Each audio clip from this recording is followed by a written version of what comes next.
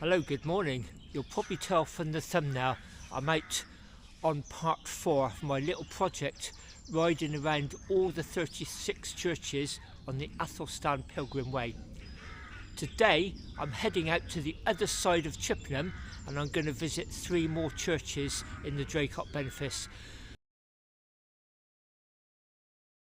I was going to talk to you much closer to the first church, but my GPS route is just taking me through this lovely area as I skirt through Causeway. This is a big memorial area for people who served and fell in the First World War. Absolutely wonderful, all the wild garlic there. I know I say it so often, but this is just the wonders of GPS. I've lived not far from here all my life and I never knew this was here. And if you stick around during the video, I'll give you an update on my Randonneur Round the Year series that I completed recently. I had a really nice email yesterday which was quite surprising. I'll share that with you. And I'll also give you the latest update about my upcoming Thankful Villages cycle tour in June. Just a matter of weeks away now. That's what's coming up. It's now about 40 minutes later. I've just been blown away with the way the GPS track guided me through Causeway and Chippenham on either traffic-free roads, cycle lanes alongside main roads, or just weaving in and out through housing estates. There was even a traffic-free bridge over the main A350 road that bypasses Chippenham. We're now approaching our first village, Causeway, but we're going to join Heath Causeway along here. To try and keep the videos a bit shorter, I'll just quickly summarise, and I'll put a link to this page in the description below. But it says, Heath Causeway. In 1474, a wealthy widow named Maud Heath gifted a number of properties in Chippenham into a trust fund so that the income from them could be used to create and maintain a causeway. This was to enable folk from in and around Bremhill to travel to and from Chippenham. This board tells you a lot more. Starting to pick up signs where we're going. Causeway's Bridge. We're here now, Langley Borough. Sutton Benjamin was where we went recently. There's a really nice ford crossing coming up. And that's our first church, St Giles, Causeway. I'll stop and talk to you there. The main Bristol to London railway is running alongside us. And this road is just about to curve underneath it, under this bridge.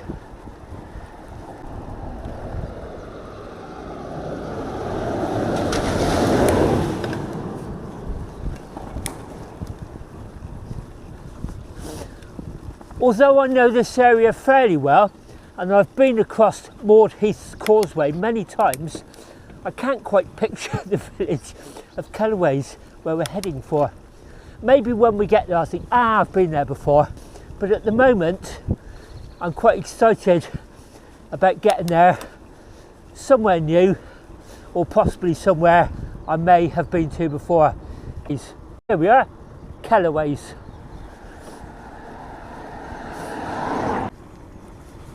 Here's the causeway coming up. You may hear another train in the background.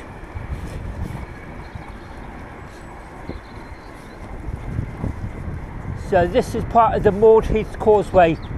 There's this raised bridge to get people across the River Avon. And here's the more modern road bridge by the memorial. Chippenham Clift. There's the embankment of the main railway line. It's the electrification pylons running alongside it. We've just come around this road here. Now you can see the brick arches of this raised causeway across the River Avon.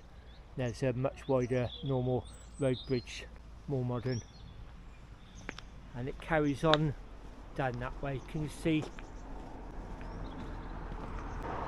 So the modern road bridge and the old causeway from the 1400s.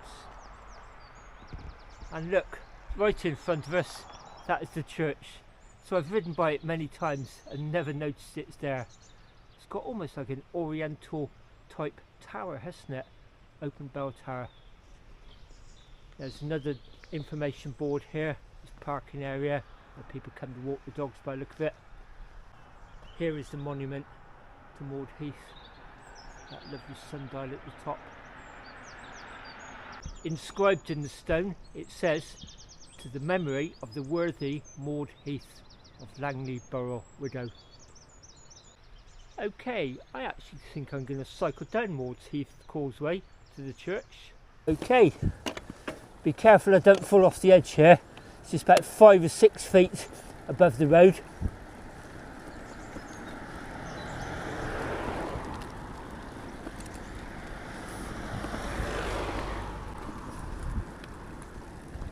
And here's our first church, St Giles, Causeway's.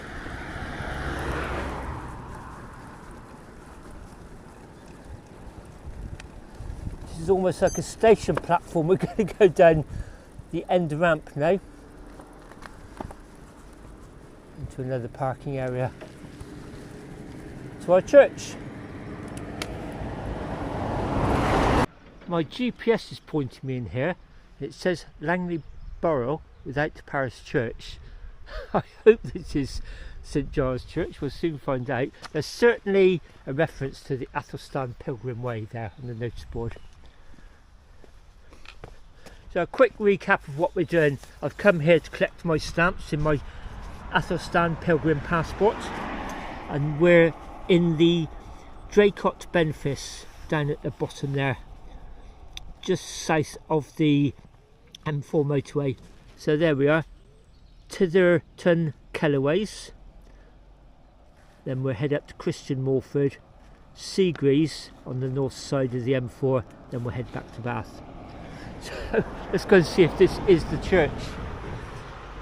It vaguely looks like it, because I did actually look up in the booklet what they all look like, and that rings a bell. Excuse the pun. Can we get in? Doesn't look very promising. No, locked. I did look up the churches in the booklet last night, which I do not have on me today, and that definitely rung a bell. And I was beginning to wonder if this is actually the church, because there's no recognition to St Giles on the notice board. So I've just zoomed into Google. You can see my blue spot there, my tracking spot. And St Giles Church defibrillator. Yes, there is the defib there. Okay, mystery solved. Poor planning on my part. It says on the relevant page of the Pilgrim Way website, for this benefit, all churches are open daily, 10 AM to 4 PM, with the exception of Seagree, which is our third church today, and Titherton Causeway. Visit the Draycott Group website for contact details, re-access. Okay, so this benefice, the Draycott benefice, this circuit here, having problems with gaining access. A couple of weeks ago on the previous video, I couldn't get into Draycott Cern Church, so that was that one on that private estate. The wicket gate had been wired up with the combination padlock, so I'm going to have to come back here and arrange for the church to be open for me. So our next church is going to be at Christian Morford, and then we'll head up to Seagree, north of the M4. And it says, according to the website, we won't get in that one either, but at least I can go up there, kind of recce it for future visit. Okay, let's press on. St Giles, Causeway. Okay, so this was a dog leg. We need to go up to the causeway, turn right to our next church. That will be at 23 miles. We're currently on 19.5. These wonderful flood arches there.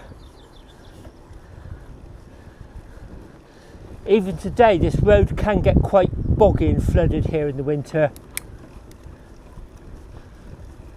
So just up past the bridge, we're going to turn off to the right, back up towards the railway. So we'd come in that way, and now we're going this way, Christian Morford.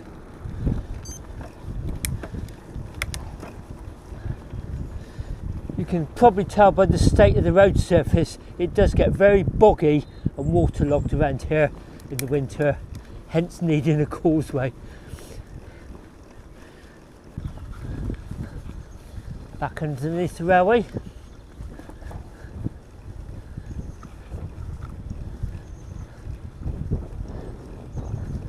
Okay, I just noticed from my Garmin we're coming up to a T-junction and we're going both ways. So I've just zoomed out and you can see there we are there.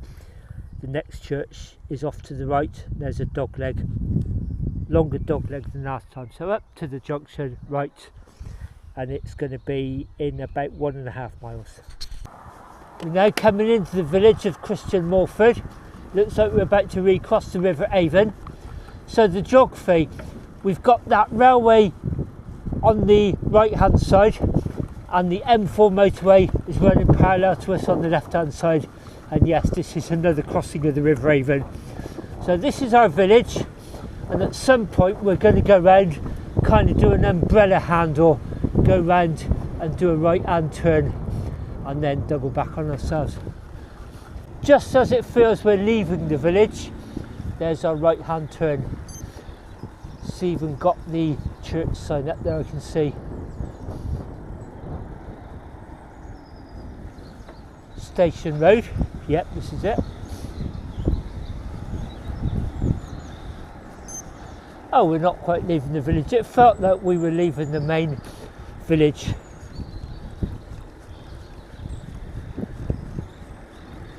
Very leafy and residential around here. And I can see our track is now going to do a sharp bend round to the right. So it looks like we're looking for a right hand turn. Is that it down there? Yeah, looks like it's school.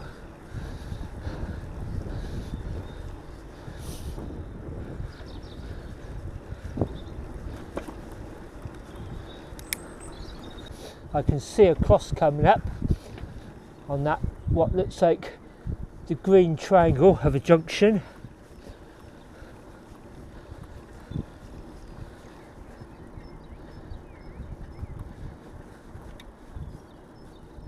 World War I memorial. Then it feels like we're almost heading back towards the village along here. Oh, Church Road. Sounds promising. Best of my knowledge, I've never been down here before. I've ridden through the area and the village many times, but never been down here. Round to our left according to the GPS track, and there it is. Yes. Right, let's hope we can gain access here and get in the church.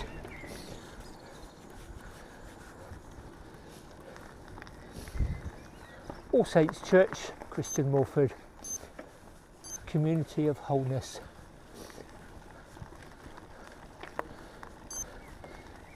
The clock tower says it's 5 to 6, which is clearly not, and that beat was just my Garmin telling me I'm at the end of my track, GPS track.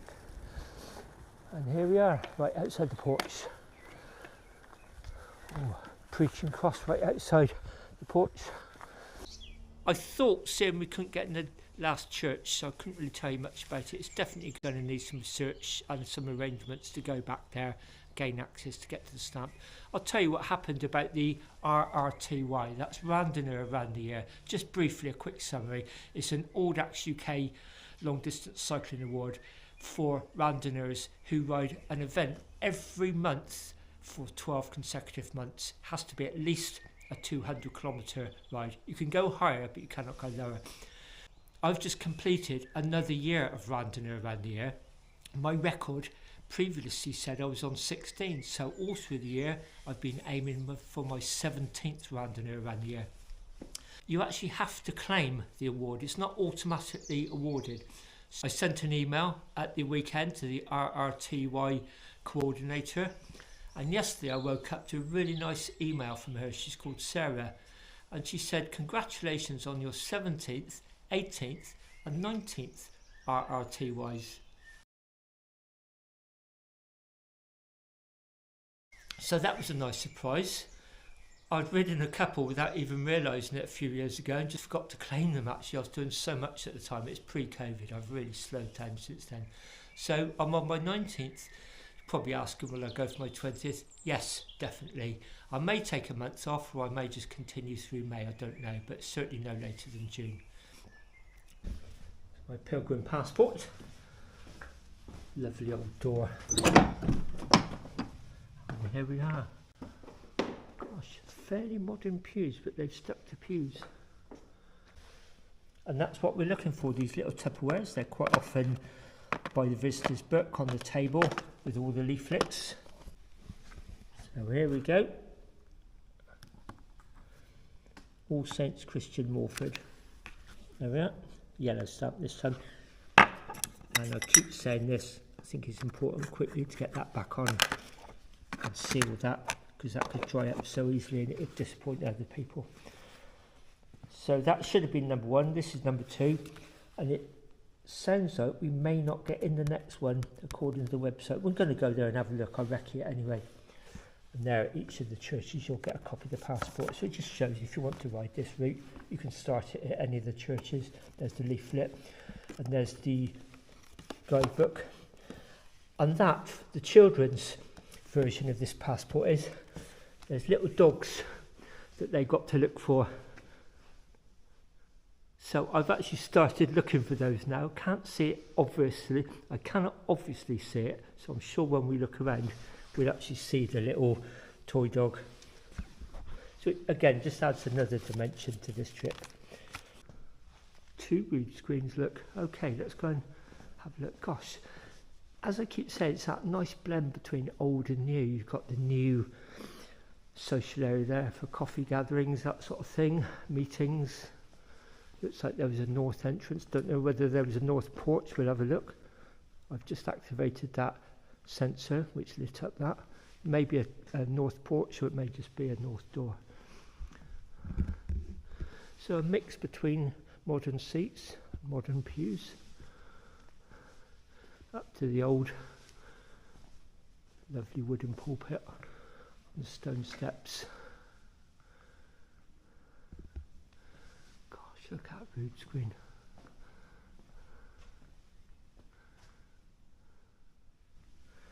And up the step into the chancel.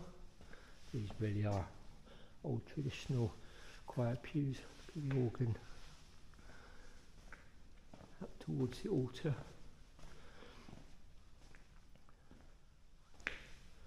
And up another step to the altar.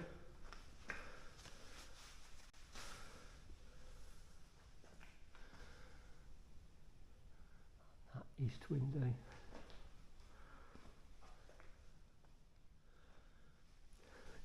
My curiosity's got the better of me. I wonder what that is through there. Oh, entrance for the clergy. Oh gosh, that looks like a squint. So people could see from that chapel through here. It's got a glass cover. I first discovered what they were when I went to visit a Churches Conservation Trust property up in Gloucester, the one where I had to get the key to go in. And that was one of their main features, the squints. I didn't know what it meant, so I had to look it up. So there's an old squint from the chapel into the chancel. Talking of which, let's go round there to the other rood screen, have a look at that. Modern keyboard, World War I memorial, Second World War memorial, local fallen. I think rood screens are not particularly that old.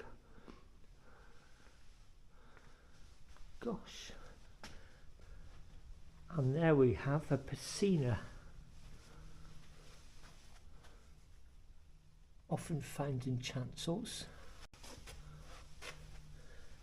And because I'm still learning about church architecture, I'll just read what it says.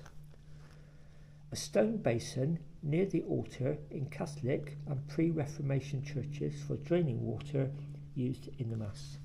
A piscina. And here's the other end of that squint. So I guess that would have been a direct line of sight for a congregation back there before the rood screen. Pretty sure that would have been carved in much earlier than that was added. Gosh, look at that wonderful wooden roof structure.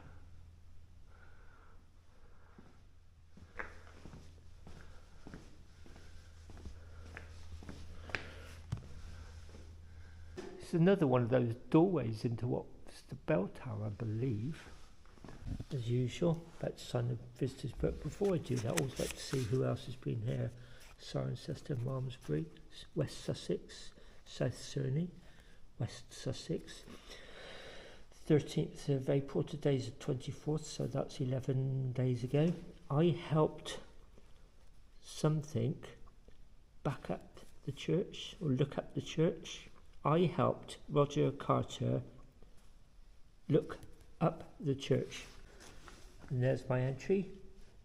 Today's date, the 24th of April, Andy C, Bath Sunset, cycling the Athelstan Pilgrim Way. I've put that in capitals. So hopefully people may do what I do, look and see who the last person was and why they came here. Give it a little bit of marketing, advertising, collecting stamps. Going to go outside and have a look around that wonderful churchyard. Yeah, of course it was the bell tower at the south. Oh, another bike rack. Keep missing them. Doorway into the bell tower. Water tap there. It's just lovely, lovely churchyard. Feels set up from the local surrounding area, raised. Just can hear the bird song everywhere. Oh wow, that's nice, isn't it?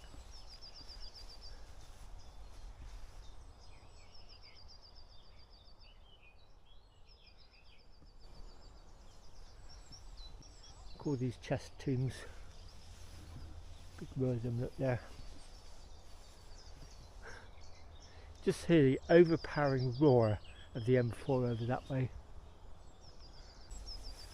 This is absolutely wonderful here. All the bird song in front of me, behind you, behind the camera, and just the distant roar of the M4 behind me. Gosh, look at this beast of a tree. And that one there, next to the preaching cross. This is wonderful. Seats. This really is adorned with seats. Plenty of places to come here. Just rest.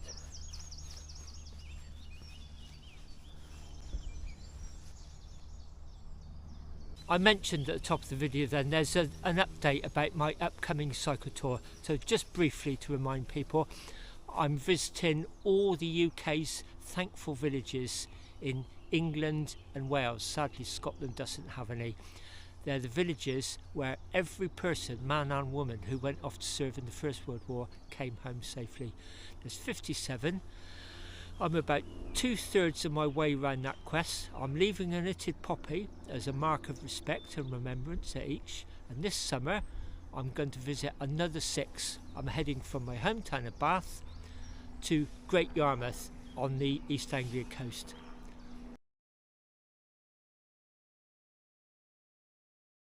I'll be cycling from Bath. I'll be getting to the first of the thankful villages on day 2, but before I get there there's somewhere else I want to go to, plenty of interest. Anyway, I booked my final night in a Travelodge. I got that for £35 minus a penny, and I knew I wanted to get the train back from Great Yarmouth, which means going through London. The normal price is £134, so I've been kind of waiting for all the cheap tickets to become available, plus the fact I've got a senior rail card, and I snapped one up the other day for £29.95, so I've saved myself over £100, which is always nice. That'll be coming up in a couple of months' time. I'm not going to be too specific about the dates because I had my bike stolen on a train coming back from my Thankful Villages tour of last year, so I'll tell you all about the dates and the trip when I make a series of videos about it. But anyway, that's for another day. This is today, and I'm going to sit and have my lunch on this seat here. I don't think I'm going to find a better spot than this, am I? This wonderful wildlife churchyard.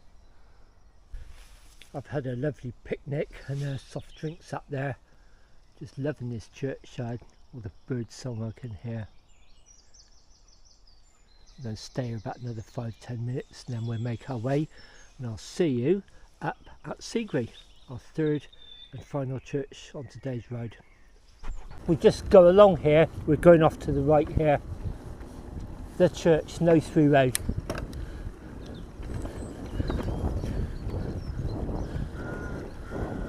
So it's very unlikely I'll have ever been down here before.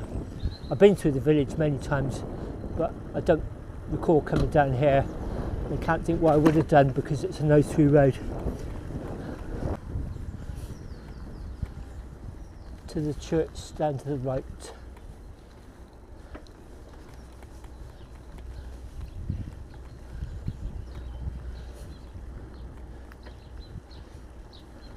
The metalled road is now turned into a track. So along here. Gosh, big arch on that farm by the look of it. Are we going in there? Not, I don't know.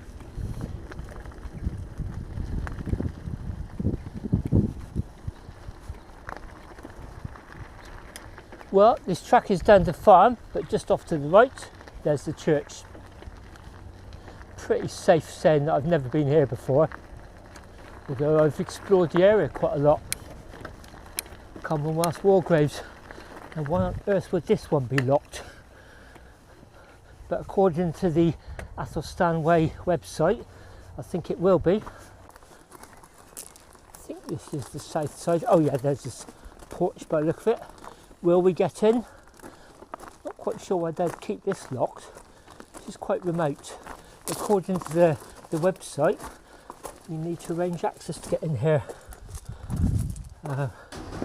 Big word. Porch gate. Oh, there's the stamp. I can see the stamp from here. That's what I've come to believe, that if you cannot get in the church, the stamps will be out on the porch. Clearly, at that first one we went today at Causeway, there was no porch, it's just like a basic chapel, wasn't it?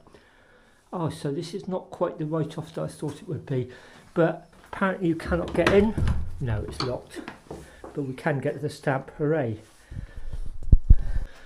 That wonderful map there, graphic of the churchyard, all the tombs and the graves marked. Mature lime tree, mature, I can't see what that says, mature lime tree, bushes. Gosh, a path in to the north of the churchyard comes round here. We've just come in this way, I think. So there's a transept either side, that's the bits jutting out. Badly decayed stone. Porch, that's what we're in. So if we went in, faced right, that would be towards the chancel at that end. We will have a walk round later on, but I'm so chuffed to have got the stamp actually. I'm kind of hatching a plan. I'll tell you what I've got in mind shortly. First of all, let's get the stamp on my passport. So, hey ho, look at this. A black stamp, the first one. St Mary the Virgin, Seagrey. There we are. Oh, nice bright one, look. I've almost got it up right. Not quite. We'll have a look around the churchyard. First of all, I'll just read you up a little bit. St Mary the Virgin, Seagrey. The parish of Seagrey. Seagrey is part of the Draycott benefice. The parish covers both Lower and Upper Seagrey. The name of the village is probably derived from Saxon words seg, means sedge, and a, water. The nearby river Avon being full of sedge in this area. Seagrey is mentioned in the Domesday Book of 1086, where there were 2 mills at work on the Avon. The Church of St Mary the Virgin is situated in Lower Seagrey. It was built in 1849, replacing an earlier church. Some elements of the earlier church were included in the new. Now, I was just thinking this is the type of church I would love to champion. That's staying overnight in churches where you actually pay to have exclusive use of the church. he's basically camping under stone. I love it. I was going to go off recently and just had a few jobs to do around the house, and I just couldn't really justify getting away overnight for 2 days, hence that reason. Wow, look at that tree behind me, that lovely pink blossom, and the open bell tower behind me. Again, it's that mix here of bird life, bird song everywhere, just the roar of traffic over there, the M4. Wow, look at that blossom. Careful I don't tread on any graves here.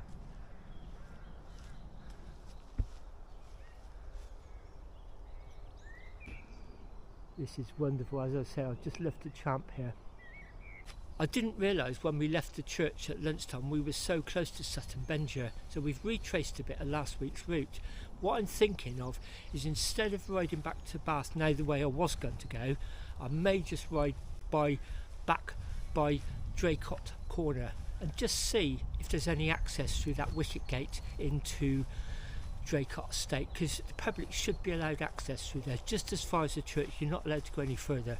The church is locked. If you want to look around it, you actually have got to arrange with the key holder to gain access. So what I'm going to do is I'm going to retrace back down to Sutton Benjer, drop down to Draycott Corner, see if we can get in Draycott Cern Church, maybe get another stamp, the one we couldn't get access to in the last video below this. The stamp in the porch here kind of motivated me a little bit. I came out to get 3 stamps. I've got 2. Who knows, we might even be able to get a 3rd one today, just not the 3rd one that was intended. Wow, look at that lovely stone porch and the stone roof. That open bell tower up there, the weather vane on the top, the cockerel. Gosh, all the bird nests in the trees.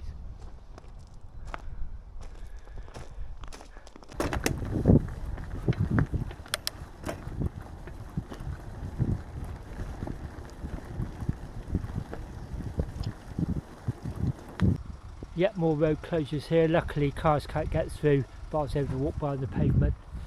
So Draycott Corner is down there. You may see the signpost in the distance, then we'll be turning off to the left heading up there. But Draycott Cern House is through there.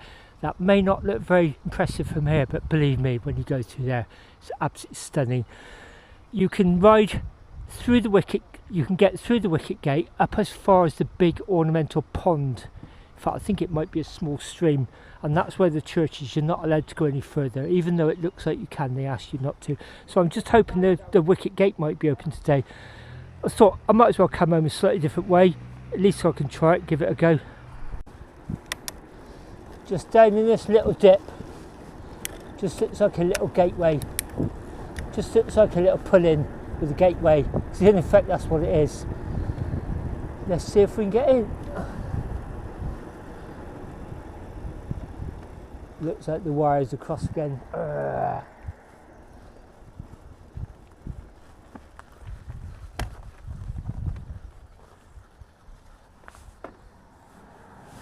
There you go. It says pedestrian access to St James Church, and you're supposed to use the wicket gate, which is that bit there. You can see they're just not letting you through at the moment. Here the post is coming out. Let's see what he's doing. Well, that was nice. The lady in the gatehouse just came out. She saw me filming, asked if there was a problem. I just said I was hoping to get access to the church. She said, oh, I can let you in for the church. And apparently she was saying the gate is locked, and that's the only way they can keep it shut at the moment. There is a lock at the top, but they're going to get that mended. So it sounds like this is only temporary, this closure. See what I mean? In these ornamental grounds over this lovely bridge by the pond, and the church, it'd be easy to miss. See what I mean? How lovely it is here. You would never think that from the road. The church is through there. The first time I came here, I rode right by it. I just didn't spot it, and I ended up at the top gate. Thought, oh gosh, I must have passed it, and I had. So this is as far as the public have access to.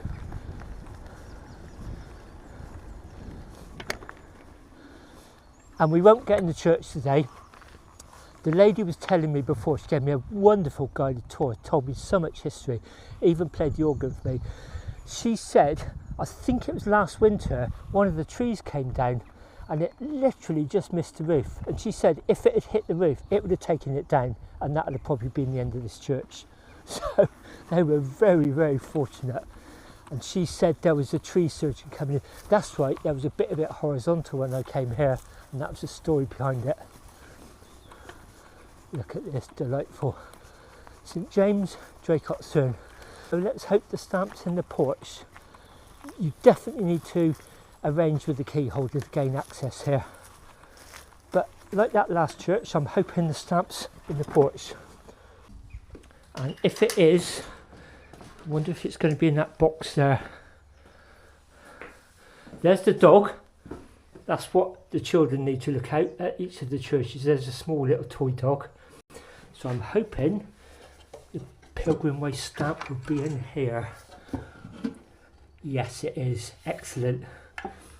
There we are. There's the stamp and the dog. So there's one of those in each of the churches. So whereas I'm looking for stamps, the children go around looking for that. It's great, isn't it? So today's turned out okay after all. I'm still one church down, but I was two and I've recovered one. Does that make sense? This is the one I couldn't get to last week. I've got to today, and I've now got an explanation. There's a valid reason. Just need to arrange to come back there on a day when it's going to be open, or find out how I gain access. There may be a local key holder, I don't know. I should have maybe researched that. I didn't want to do too much research. I just wanted to come out and enjoy myself. Excellent. I'm so chuffed about that. What I would say to people is, even if you're not particularly into churches or history, just coming here and making an arrangement to meet the key holder here, having a guided tour around that church. Absolutely amazing. It's incredible in there. There's so much history, and I don't know if all visitors get that, but she gave me a good 90-minute tour around, told me lots of interesting history in there. Her son is an historian as well, so he's got lots of extra stories she was sharing with me. Oh, there's just so much history, there really is. That was a wonderful trip there last year. And then to finish it off, she played the organ. It was just the icing on the cake, really. Anyway, I still feel like I'm trespassing, actually. I still feel like a bit of a naughty boy. So I actually want to get back to the wicket gate and get out. But that lady was ever so friendly. She was very, very helpful. Well, I just had that feeling. Try changing the plans. If you ride by often enough, something might happen. And I thought today was a second attempt that I was not going to get through. Look at that. That is just really nice of that lady to come out. She was very helpful. Okay, I do feel like I want to get out quickly though. One last look. Back over the bridge and we're headed. Oh, last time there was a swan just taking off as well. I was talking to the lady and I just tried to get the camera out in time to film it. And of course I've missed a moment.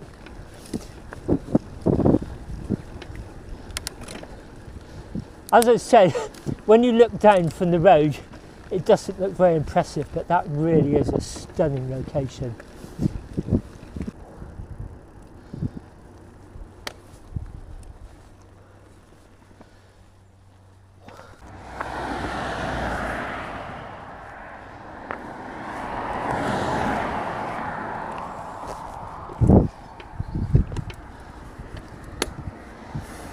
It's a few hundred yards along from the Draycott Cern house gates. You come to Draycott Corner.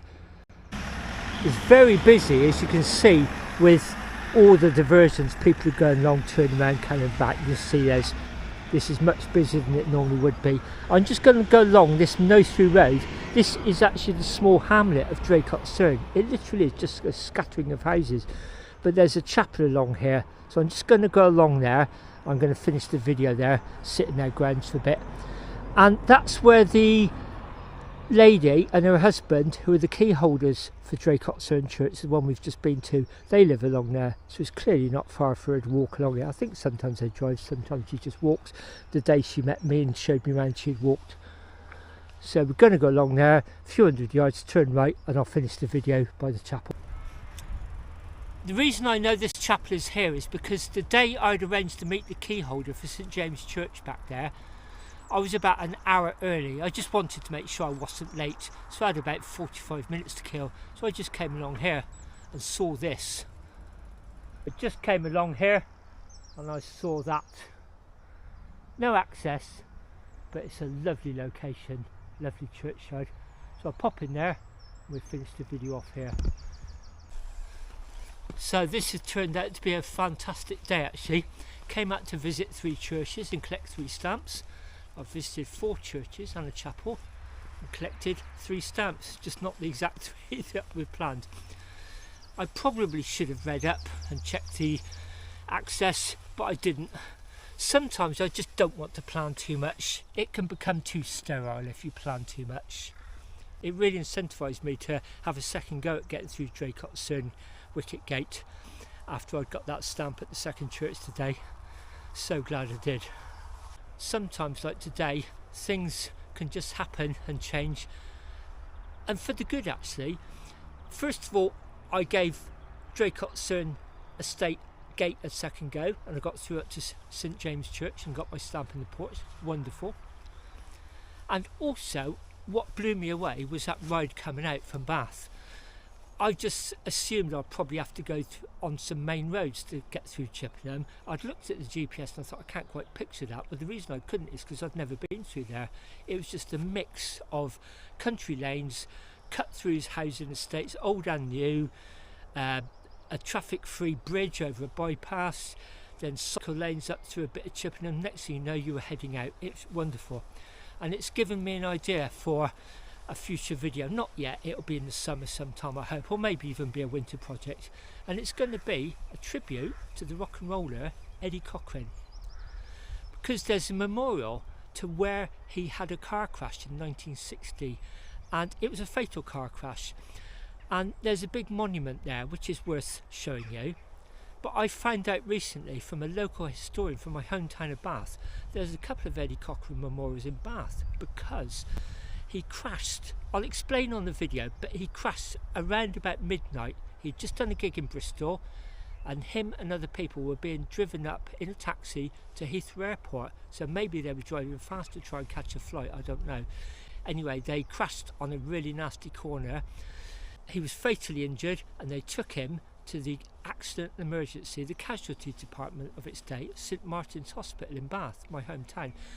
That's no longer there, but the chapel of rest is, and according to this historian, there's a plaque and a memorial there, because he arrived there around about 1 AM, this historian suggests, and they pronounced him dead around about 4 AM. So I think that'll make a really interesting video.